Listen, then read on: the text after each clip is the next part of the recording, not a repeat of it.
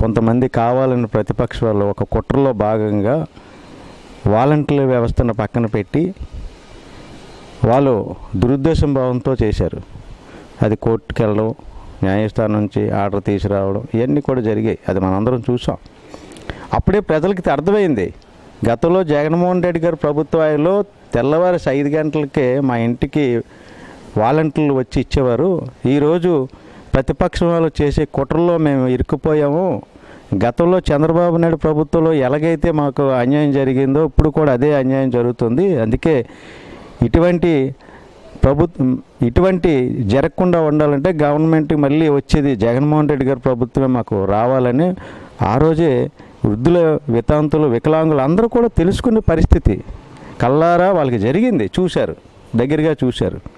చాలామంది వికలాంగులు అయితే అనకూడదు కానీ చాలా ఇబ్బందులు పడ్డారు. వృద్ధులైతే చాలా ఇబ్బందులు పడ్డారు. ఎవరికి చెప్పుకోలేని పరిస్థితి. ఇప్పుడు వికలాంగులు, వృద్ధులు గంటలు లైన్ పెట్టి బ్యాంకులకు వెళ్ళి బ్యాంక్ ఖాతాలో కొంతమంది పడ్డాయి. ఆ బ్యాంకుల దగ్గరికి ఉదయం వెళ్ళి సాయంత్రం వరకు వెయిట్ చేసి, అలాగే సచివాలయాలకి ఆ మెట్లెక్కి దిగాలంటే ఎంత ఇబ్బంది. అదే జగన్మోహన్ రెడ్డి గారి ప్రభుత్వంలో నేరుగా వాలంటీరే వాళ్ళ ఇంటికి వెళ్ళి ఇచ్చేవారు. పెన్షన్లు అయ్యి ఎటువంటి ఇబ్బందులు కలిగే కావు. అది దగ్గరగా ఈరోజు వృద్ధులు, వికలాంగులు చూశారు. అందుకే వాళ్ళందరూ మొన్న ఓటింగ్కి వచ్చేటప్పుడు బహిరంగ చెప్పారు, బాబు ఈసారి 2 నెలల్లో మాకు ఈ పెన్షన్లకి ఇలాగ ఇంత ఘోరం జరిగింది కదా, ఇటువంటి జరగకుండా ఉండాలంటే మళ్ళీ ముఖ్యమంత్రిగా జగన్మోహన్ రెడ్డి గారు రావాలి, ఆ బాబుకే మేము ఓట్లు వేస్తాం బాబు, ఇంకే పార్టీకి మాకు ఎన్ని చెప్పినా సరే ఎవరికి అయితే మాత్రం మేము ఓటు వేయే ప్రసక్తే లేదు అని చెప్పడం జరిగింది. విశాఖ వచ్చేస్తే ముఖ్యమంత్రి గారు విశాఖలో పరిపాలన అనేది ప్రారంభిస్తే మనకి దగ్గరగా సముద్రాలు ఉన్నాయి, ఎయిర్పోర్ట్ ఉంది, రైలు మార్గాలు ఉన్నాయి, మంచి వనరులు ఉన్నాయి, అలాగే టూరిజం కూడా ఉంది. అందువల్ల ఐటీ కంపెనీలన్నీ కూడా దగ్గరలో, మన విశాఖకి దగ్గరలో చుట్టుపక్కల ఐటీ కంపెనీలు తీసుకొచ్చారు. ఆల్రెడీగా గత ప్రభుత్వంలో జగన్మోహన్ రెడ్డి గారు ఐటీ కంపెనీలన్నీ కూడా ఇక్కడ తీసుకొచ్చారు, వేగవంతం చేస్తున్నారు.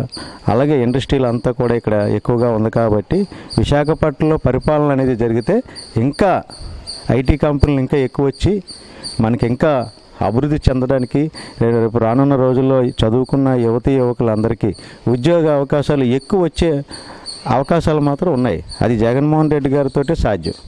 జగన్మోహన్ రెడ్డి గారికి ఒక అంచనా ఉన్న నాయకుడు అయిన జగన్మోహన్ రెడ్డి గారు.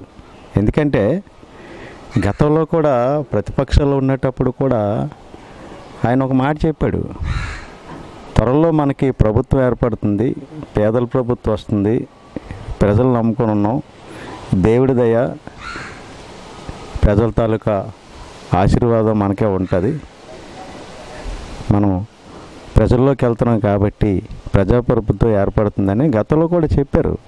ఇప్పుడు కూడా ఎన్నికల ముందు కూడా ఒక మాట చెప్పారు, 175కి 175 అన్నారు. ఆయనకు ఒక నమ్మకం ఉంది. ఎన్నికలు అయ్యింది, 81% రాష్ట్రం మొత్తం మీద పోలింగ్ శాతం పెరిగింది. బ్రహ్మాండంగా ప్రజలు బారులు తీరి ఓటేయడానికి వచ్చారు. ఎండలు కూడా లెక్క చేయలేదు.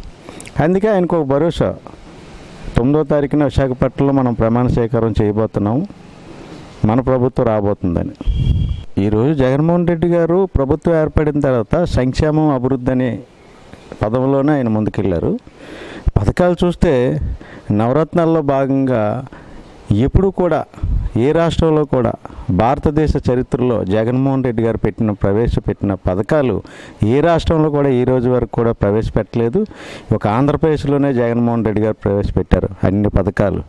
ప్రతి ఒక్కరికి చేయూత కానీ, చేదోడు కానీ, వాహనమిత్ర కానీ, ఆరోగ్యశ్రీ కానీ, రైతు భరోసా కానీ, పేదలందరికీ ఇల్లు కానీ, అన్ని పథకాలు, అమ్మఒడి కానీ, వసతి దీవెన కానీ, విద్యా దీవెన కానీ, పథకాల్లో మాత్రం జగన్మోహన్ రెడ్డి గారు బ్రహ్మాండమైన పథకాలు ఈ రాష్ట్ర ప్రజలకి అందించారు. ఈ రాష్ట్రంలో ఉన్న ఎస్సీ, ఎస్టీ, బీసీ, మైనార్టీలు, అల్పసంఖ్య వర్గాలు ఎవరైతే నిరుపేదలు ఉన్నారో వాళ్ళందరూ కూడా ఈ పథకాలు లబ్ధిదారులుగా అందుకున్నారు. అందుకే కదా ప్రజలందరూ కూడా ఈరోజు తండోపతండాలుగా మంచి ఎండని కూడా లెక్క చేయకుండా ఓట్లు వేశారు.